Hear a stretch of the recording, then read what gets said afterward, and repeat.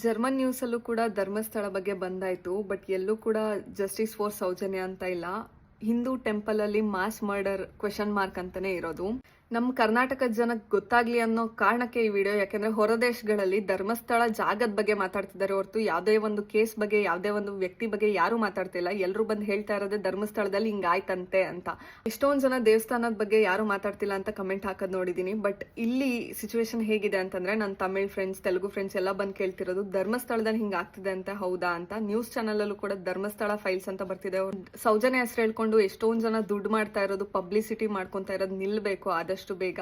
ಆ ಹುಡ್ಗಿಗ್ ನ್ಯಾಯ ಬೇಗ ಸಿಗ್ಲಿ. ಯಾರೋ ಬಂದ ವಿಡಿಯೋ ಮಾಡಾಕ್ದ, ಎಲ್ರು ಅದನ್ನ ಬ್ಲೈಂಡ್ ಆಗಿ ನಂಬಿದ್ವಿ, ನನ್ನನ್ನು ಸೇರಿಸಿ. ಅಂಡ್ ನೆಕ್ಸ್ಟ್ ಇನ್ನೊಬ್ನ ಯಾರೋ ಬಂದ, ಸಾಕ್ಷಿ ಇದೆ ನನ್ನ ಹತ್ರ ಅಂತ ಹೇಳ್ತಾನೆ ಇದ್ದಾನೆ. ಇನ್ನೂ ಕೂಡ ಇನ್ನೊಬ್ನು ಬಂದ, ಸಾವಿರಾರು ಹೆಣ್ಗಳನ್ನ ಹೂತಾಕಿದೀನಿ ಅಂತ ಹೇಳ್ದ. ಬಟ್ ಅದರಲ್ಲಿ ಯಾವ್ದು ಸತ್ಯ ಯಾವ್ದು ಸುಳ್ಳು ಅಂತ ಗೊತ್ತಿಲ್ದೇನೆ ಧರ್ಮಸ್ಥಳದ ಬಗ್ಗೆ ಫೇಕ್ ಅಲಿಗೇಷನ್ಸ್ ಹಾಕ್ತಾನೆ ಹೋದ್ರು.